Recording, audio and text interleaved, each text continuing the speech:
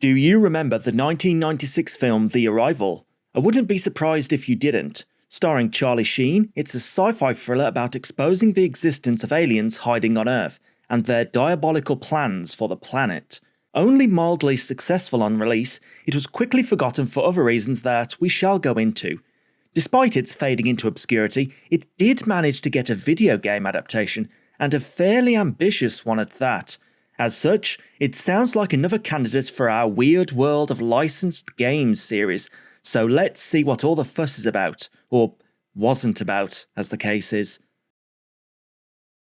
The Arrival, arrived in cinemas in 1996 and disappeared without much fanfare. Reviews are middling and varied as to whether this is actually good or not. I'd say it's competent with some significant flaws. Charlie Sheen is Zane Zeminski, the most 90s sounding name coupled with the most 90s appearance you've ever seen, portraying the world's least convincing astronomer. He's just not the sort of person that should lead this film.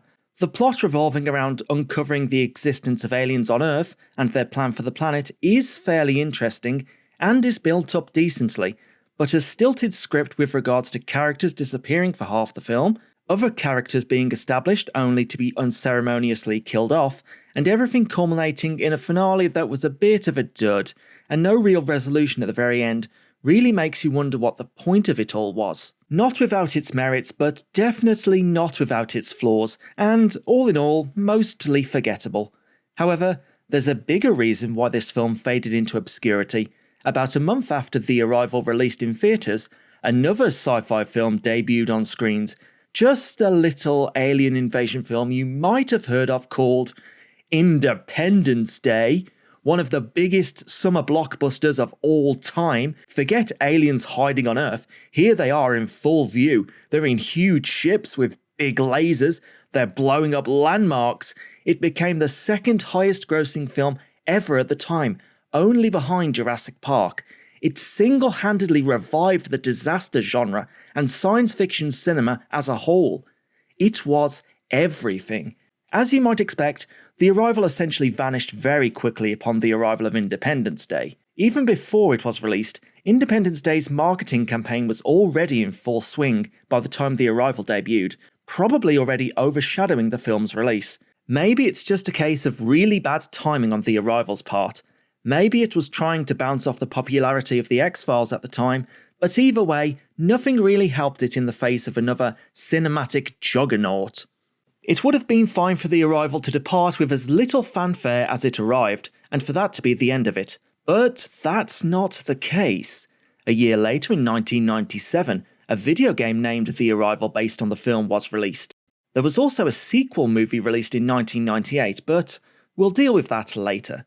Apparently, someone thought it was worth trying to keep this franchise going, or maybe they wanted to cash in on the popularity of Independence Day in a twist of fate.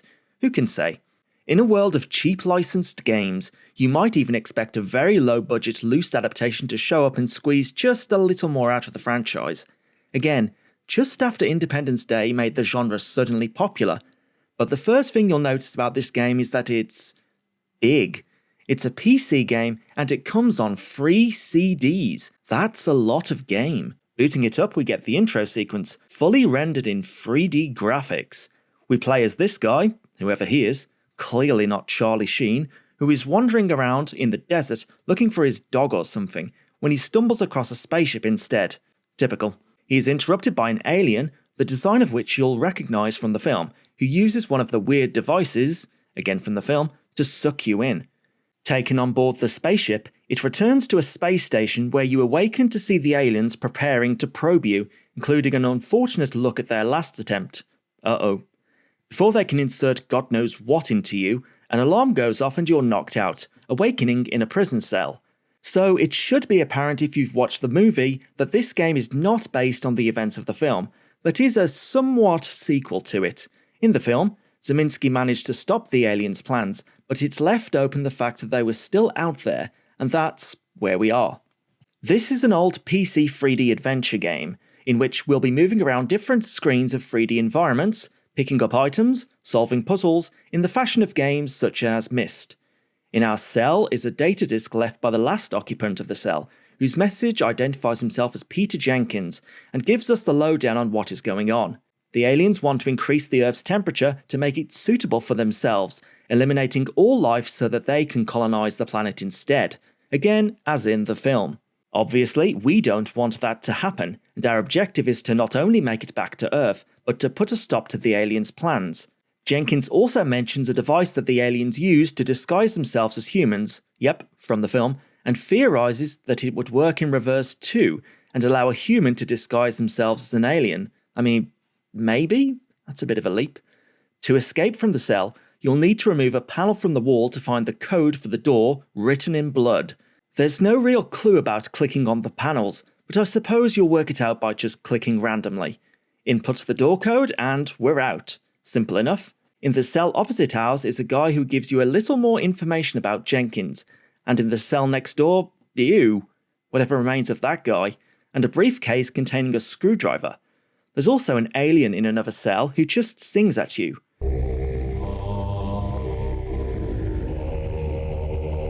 Managing to break out of the prison area, the game opens up a little more. We can explore one of the different directions at our leisure to fulfill our objectives. Here's the big thing you need to know about this game. It's difficult.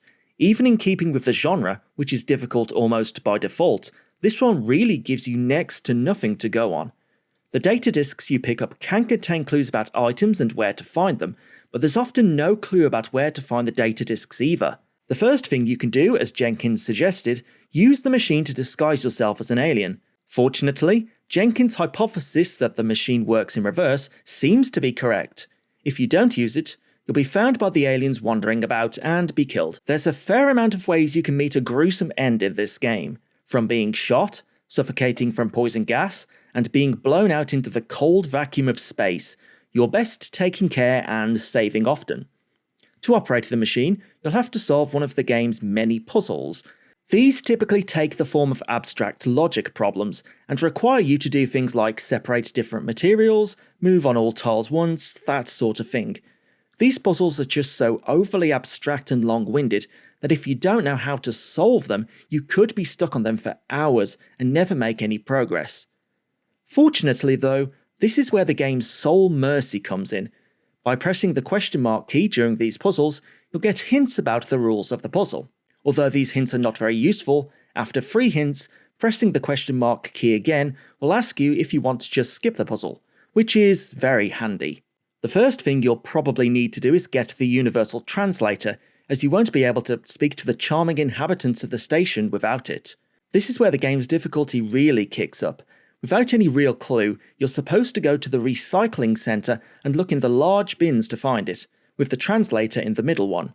However, the middle bin seems to have a minuscule hitbox, and you can press on the other ones a host of times without even realising you can click on the middle. With it in our possession though, we can go and communicate with the inhabitants. Heading to the biology lab, we can find this guy chained up. He wants us to lower the temperature for him in the lab. I feel like he has more pressing concerns, but hey, if that's what he wants. Need to lower temperature. Control engineering. Also, in the lab, if you look around you can find a neat Easter egg in the form of a xenomorph head. Nice. To sort out the temperature, we'll have to figure out how to get to engineering. There's no map in this game, you really have to figure out this stuff yourself. Getting there, you'll solve another puzzle and also have to deal with another of my big issues with this game, trying to operate any of the computers. There's rarely any clue about how to operate machines, what buttons you can or need to press, where to insert keycards, for example.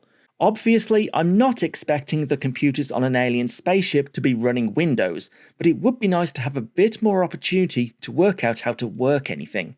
After solving the puzzle, we can lower the temperature in the biology lab by selecting the appropriate section of the station and dropping the meter. Again, you're somewhat guessing what this has to do with temperature. Returning to the alien, he says he actually wants medicine before he'll give you a keycard. He's really demanding for someone literally chained up, isn't he?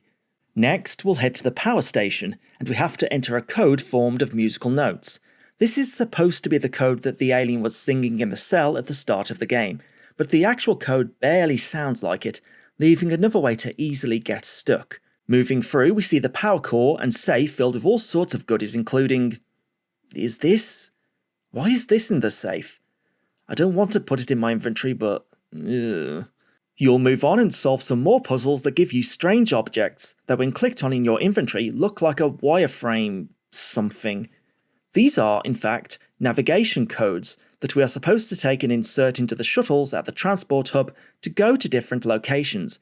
Again, this is barely explained, if at all. We can take the shuttles to some outposts, where another alien wants a battery, and to a moon mining colony. There, we find the body of poor, unfortunate Jenkins, who is clutching the blueprint for a battery and a gas mask, which we needed to get past the poison gas in the biology lab. Also, whenever you enter the shuttles, you'll have to swap CDs, leading to a lot of faffing about as you move around. In the mining colony, you'll also come across the obligatory maze section, so prevalent in these 3D adventure games. There's a fair amount to do in here.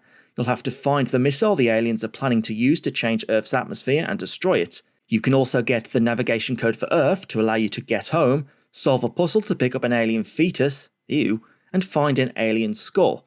Also, if you accidentally leave the mine, you'll have to swap discs, and then enter it again, and swap discs. Now we can get a battery, take it to the alien to get another keycard, take the alien skull to an alien on the station to get another keycard, use the gas mask to bypass the poison gas in the biolab to get the alien's medicine, and he finally rewards you by opening his chest with his legs, accompanied by a blinding light, to reveal a secret hole where he hid the final key you need. I think the most disturbing thing about that is the divine light that appears whenever the forbidden chest hole opens. Just...